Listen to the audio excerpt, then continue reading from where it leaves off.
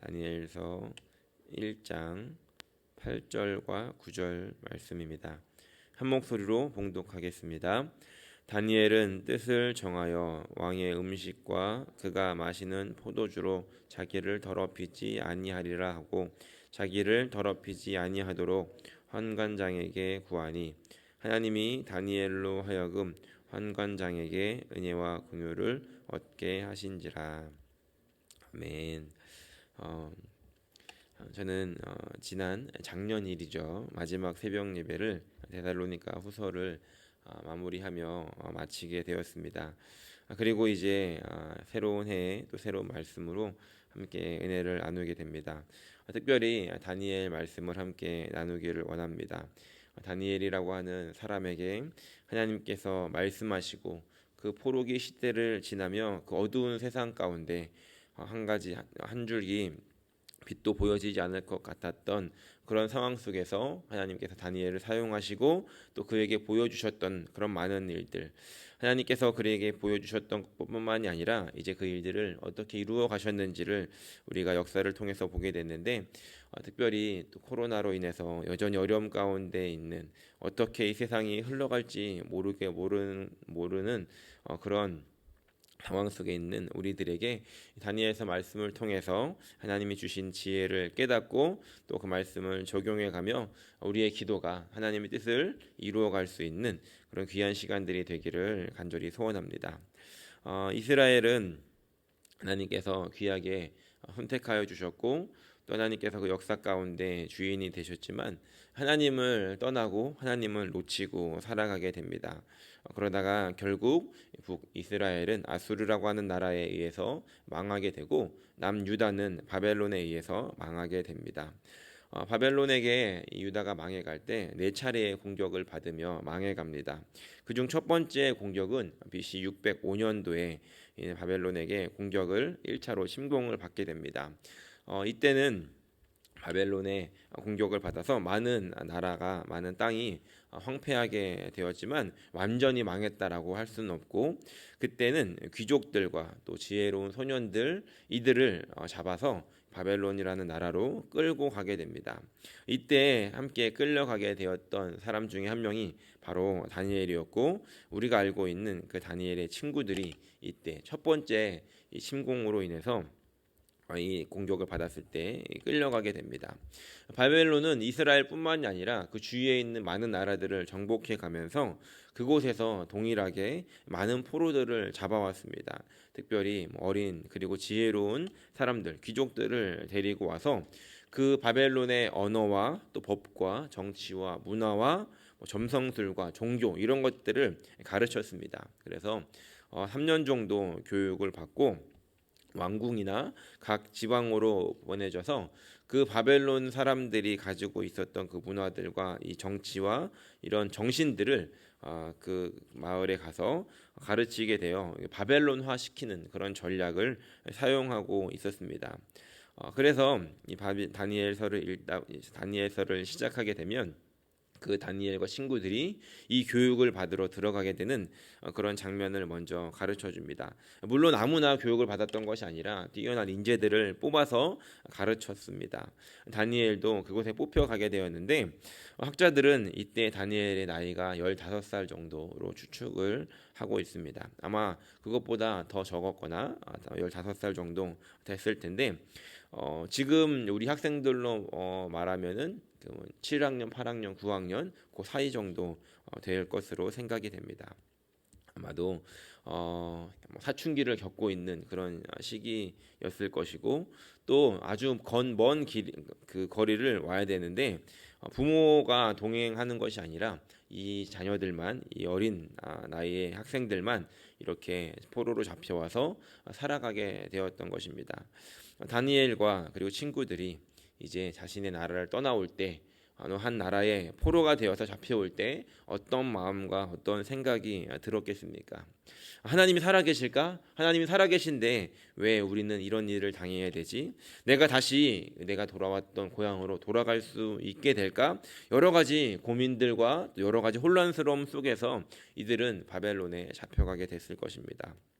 그리고 이 바벨론으로 잡혀가서 강제로 그 교육기관에 들어가서 이제 교육을 받아야 하는데 뭐 말도 배우고 뭐 정치도 배우고 법도 배우고 문화도 배우고 이런 것들을 배우는 것, 뭐 포로로 잡혀왔으니까 어느 정도 인정을 하고 배우겠지만 아마도 다니엘과 친구들이 가장 어려웠던 것은 그들의 종교를 배워야 했던 것일 수 있을 것 같습니다. 그리고 그들이 사용하고 있는 점성술, 점을 보는 그런 것들을 배워야 했던 그런 상황 속에서 다니엘은 참 여러 가지의 마음들이 있었을 것 같습니다. 그리고 또 한 가지 다니엘이 참 어려운 마음을 우리가 생각해 볼 수 있는데 오늘 읽지는 않았지만 오늘 읽은 말씀 앞절에 7절에 보면은 다니엘이 그리고 친구들이 이름이 바뀌어지는 장면을 기록합니다. 그래서 우리가 알듯이 다니엘은 벨드사살이라는 이름으로 바뀌게 되고 하나냐는 사드락이고 그리고 미사엘은 메삭이라 하고 또 아사랴는 아벳느고라고 이름이 바뀌어지게 됩니다. 이름이 바뀌어지게 된다는 것은 내가 원하는 것이 아니라 내가 뭐 불리고 싶은 이름으로 바뀌어지는 것이 아니라 강제로 바뀌어지는 것이었습니다. 저희도 이제 호주를 살아가면 호주에서 이제 살고 있기 때문에 이름을 이제 뭐 바꾸기도 하죠. 영어식으로. 저의 이름이 전진철인데 저는 이제 학생들에게 파스터 제이라고 불립니다. 왜냐하면 전진철이라는 이름이 한국말을 잘해도 이렇게 참 부르기가 어렵습니다. 그래서 전질철 뭐 이렇게 부르던지 아니면 전진철 이렇게 전진천 이렇게 부르던지 그래서 제가 오자마자 한 일주일 됐는데 아이들이 제 이름이 어렵다고 이름을 좀 바꾸라는 겁니다. 그래서 너희들이 이름을 하나 지어봐라 그랬더니 전시니까 제이를 해가지고 아이들이 그 다음부터는 파스터 제이 이렇게 이제 부르게 되었습니다. 이런 것들은 괜찮은데 지금 다니엘의 이름이 바뀌어지게 되는 것은 그저 편하기 위해서 불려지기 쉬운 이름으로 바뀌어지는 것이 아니라 그 이름의 뜻까지도 바뀌어지게 됐다는 겁니다. 다니엘이라고 하는 이름의 뜻은 하나님이 재판장이시다. 다시 말해 하나님이 왕이시다라고 하는 그런 이름이었습니다. 불려질 때마다 하나님이 어떤 분이신지 그리고 하나님의 이름이 높아지는 그런 이름이었는데 이제 벨드사살이라고 하는 이름으로 바뀌어지게 되었을 때 그 벨드사살이라고 하는 이름의 뜻은 벨이여 나의 생명을 보호하소서라고 하는 뜻입니다. 그런데 이 벨이 누구인가? 그것은 이 바벨론에 있는 신 중에 한 명인데 바벨론의 신 중에 최고의 신으로 치는 마루둑이라고 하는 신이 있습니다. 그 신의 부인이 벨이거든요. 그런데 이 사람들은 이 벨이라고 하는 신이 생명을 준다, 생명의 주관자라고 생각을 했습니다. 그런데 이 다니엘의 이름을 벨드사살이라고 이름을 붙이면서 벨이여 나의 생명을 보호하소서라고 하는 이름으로 바뀌어지게 된 것입니다. 그의 이름이 벨드사살이라는 이름으로 불려질 때마다 하나님의 이름이 아니라 벨이라는 신의 이름이 높여지는 그런 일들이었다는 것이죠. 뭐 이런 느낌이지 않을까. 그러니까 저의 이름이 뭐 제이로 바뀌어지는 건 괜찮은데 뭐 무하메드 압둘라 뭐 이렇게 바뀌어지는 겁니다. 무하메드는 여기 잘 알고 있는 그 이슬람의 가장 존경받는 뭐 선지자, 뭐 예수님 같은 그런 존재고 압둘라 이거는 알라의 종 이런 뜻입니다. 그러니까 저의 이름이 그렇게 바뀌어진다라고 한다면 굉장히 수치스러운 그런 상황이지 않겠습니까? 다니엘도 이런 상황에 다니엘과 친구들도 그런 상황에 처해 있었다는 것입니다.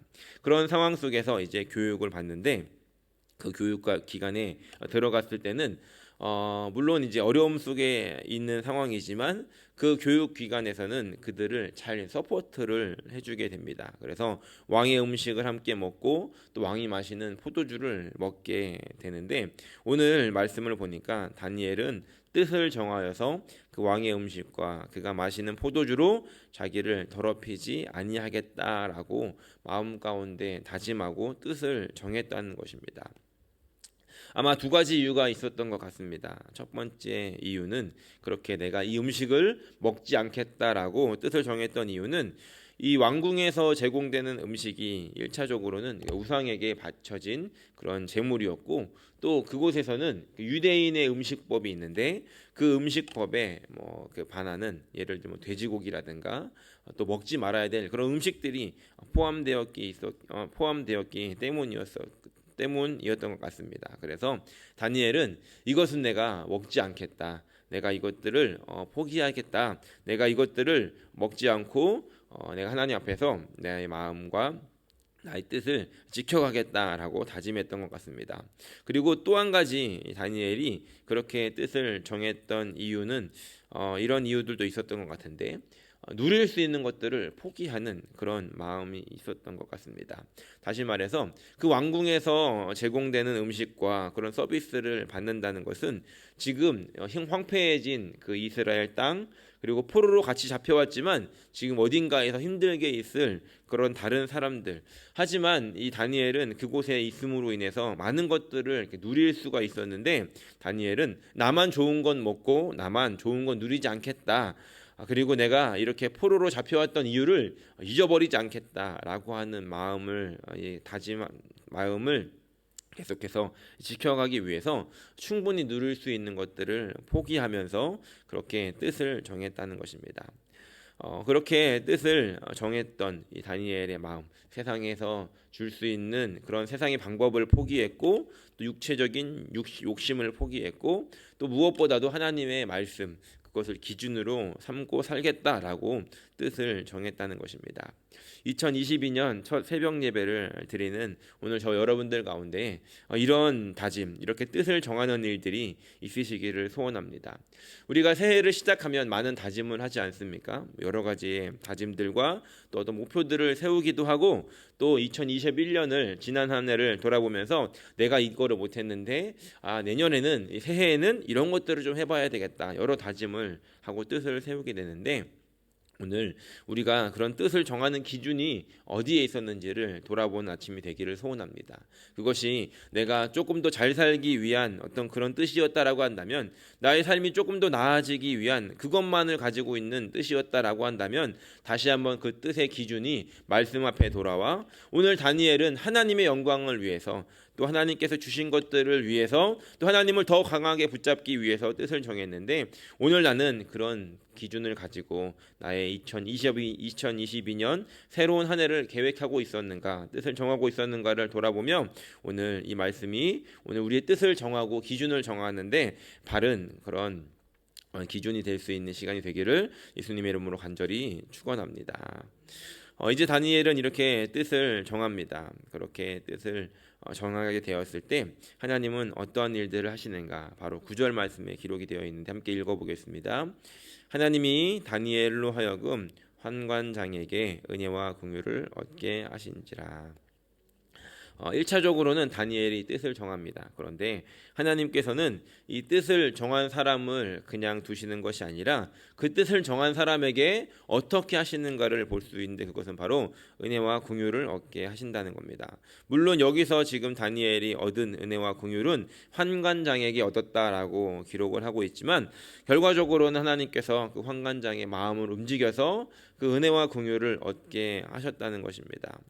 다니엘이 이 음식을 거절하게 되었을 때 아마도 이런 일들이 이제 예상이 됩니다. 왜냐하면 이 환관장은 그렇게 이제 교육을 받고 있는 많은 이제 학생들 그 사람들에게 좋은 것들을 먹여서 이들을 훈련시키고 3년이 지나면 이제 왕 앞에 데리고 나가서 어떤 시험들을 보게 되고 그것에 따라서 이제 왕궁에서 아니면은 다른 지방에서 이렇게 관리로 사용되어질 그런 사람들을 뽑게 되는데 이 왕궁에서 일을 하고 나라의 일을 해야 되다 보니까 잘 먹이고 이렇게 잘 키워야 됐던 것입니다.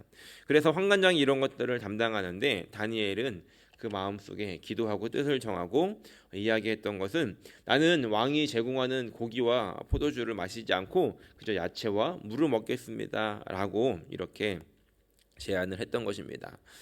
지금 이 다니엘의 상황은 뭔가를 이렇게 선택할 수 있는 유학생의 입장이 아니라 포로로 끌려온 입장에서 환관장에게 이런 것들을 요구했을 때 아마 환관장이 거절했을 수도 있고 오히려 화를 냈을 수도 있고 그런 상황이었지만 하나님께서는 그 환관장의 마음을 움직여서 이 다니엘로 하여금 그렇게 제공받도록 그렇게 할 수 있도록 했다는 것입니다. 물론 처음부터 그렇게 한 것은 아니었고 말씀을 뒤에 읽어보면 다니엘이 먼저 지혜를 가지고 열흘 동안 우리를 테스트해 보십시오라고 이야기를 합니다.